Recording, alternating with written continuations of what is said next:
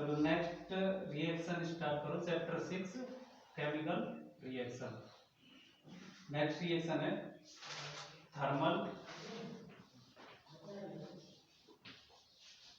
Thermal dissociation. जी type है। Second type thermal dissociation.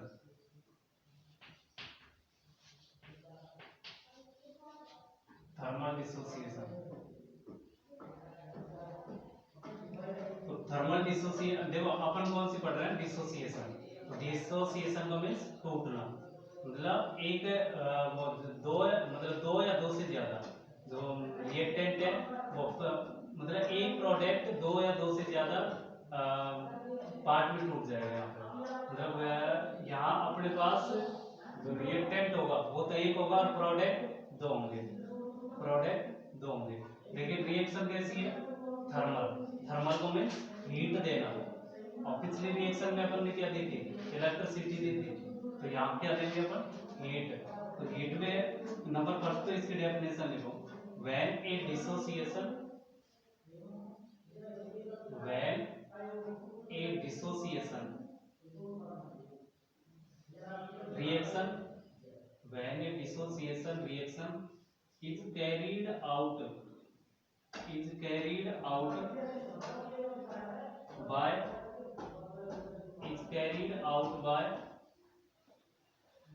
heating, is carried out by heating, it is called thermal dissociation reaction, thermal dissociation reaction. Example है इसका CaCO3, क्या बोलते हैं इसको, calcium carbonate. Calcium carbonate, calcium carbonate, calcium carbonate, calcium carbonate, ठीक है, calcium carbonate. तो यहाँ ये क्या है, रिएक्टेंट है।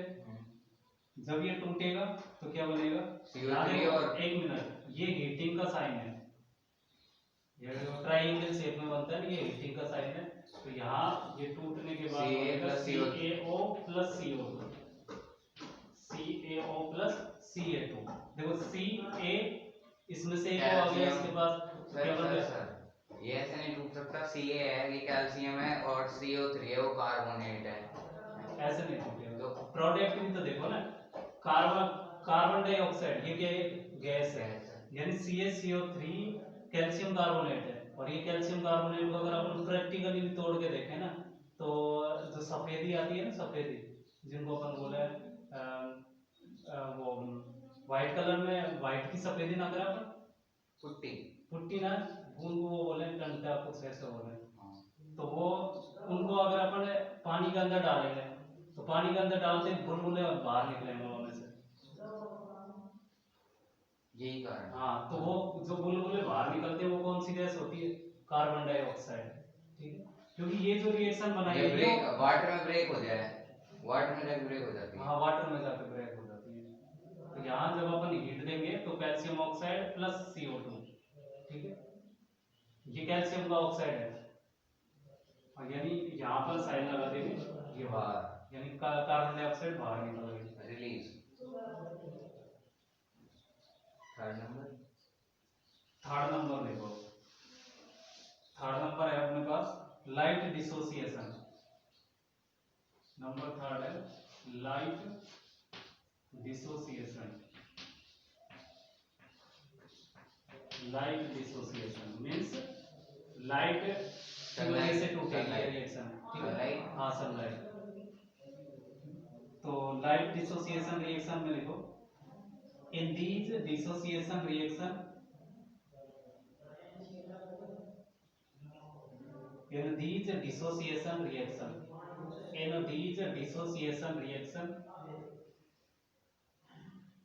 compound breaks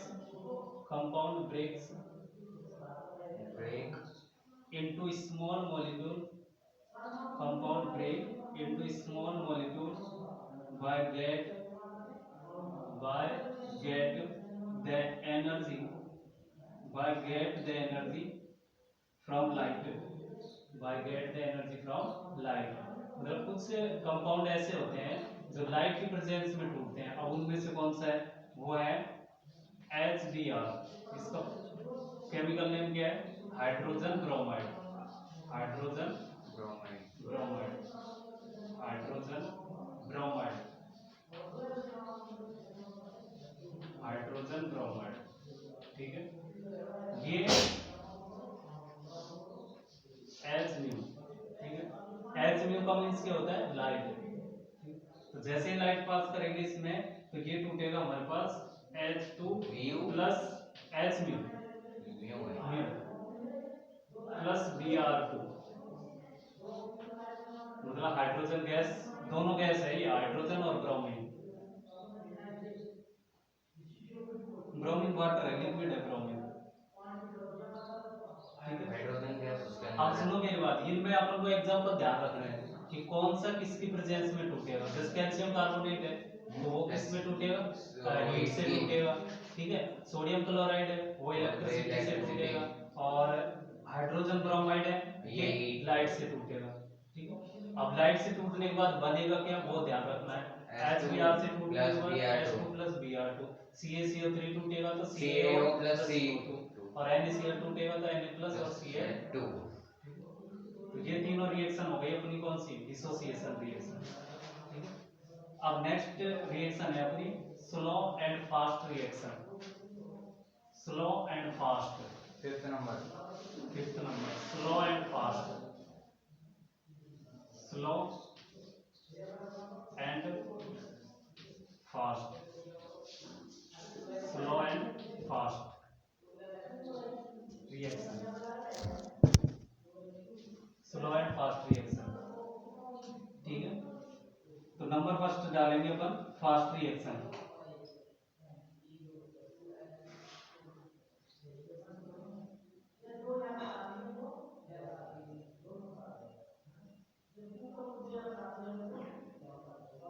तो स्लो फास्ट रिएक्शन में क्या होगा?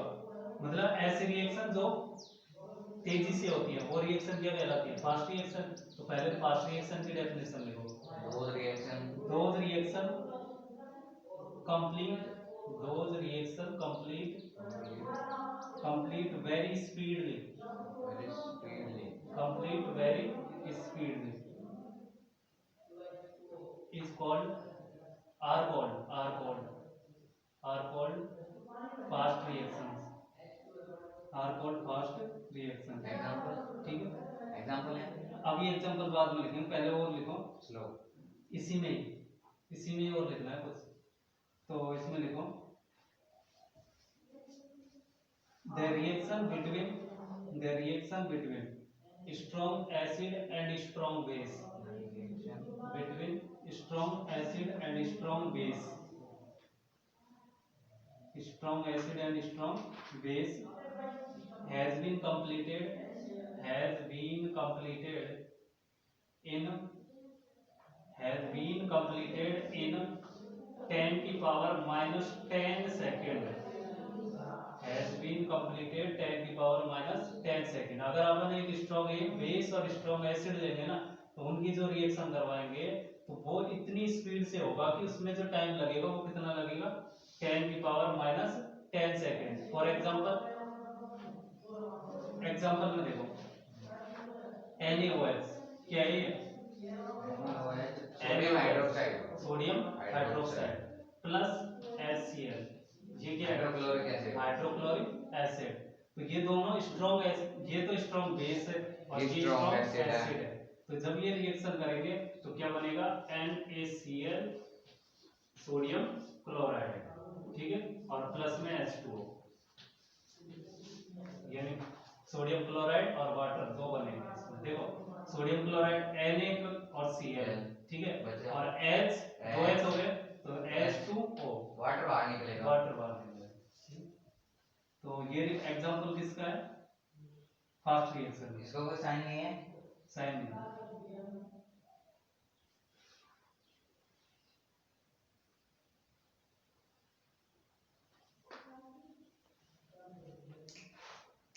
ठीक है।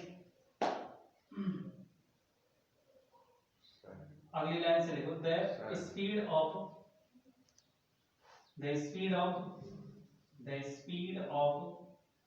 photosynthesis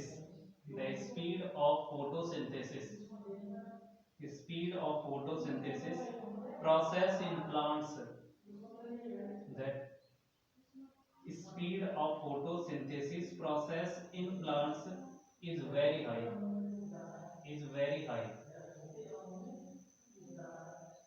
the half life period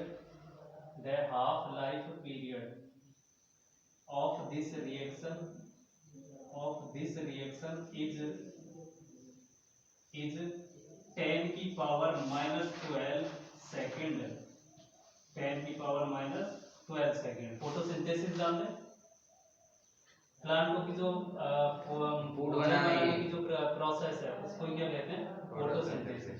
तो ये जो रिएक्शन जब होगी ना फोटोसिंथेसिस की प्लांट की हाफ लाइफ पीरियड में ये 10 की इतनी जल्दी हो जाएगी। इतनी जल्दी हो जाएगी और शुरुआत में मतलब आधी होगा मैं मतलब आधी होने में कितने टाइम ले रही है 10 की पावर -12 तो कंप्लीट होने में कितना लेगी 10 की पावर -24 24 नहीं होगा तो 10 की पावर बस -6 आधा हो जाएगा इसका।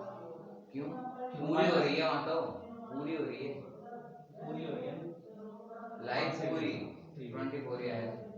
चलो तो नेक्स्ट लिखो शुरुआत हो सकती है शायद मेरे साथ। तो नेक्स्ट लिखो हाफ लाइफ पीरियड। अगला टॉपिक है half life period. Fast slow reaction slow भी आएगी अभी पहले हाफ लाइफ पीरियड लिखो half life period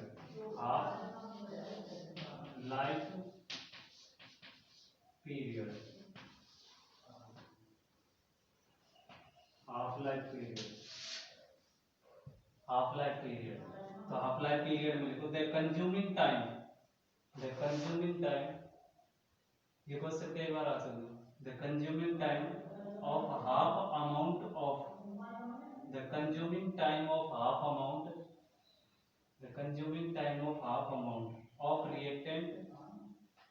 reactant to change into product is called the half life period.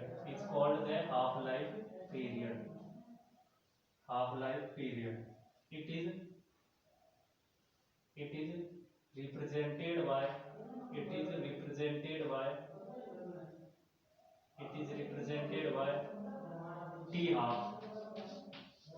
represented by T half.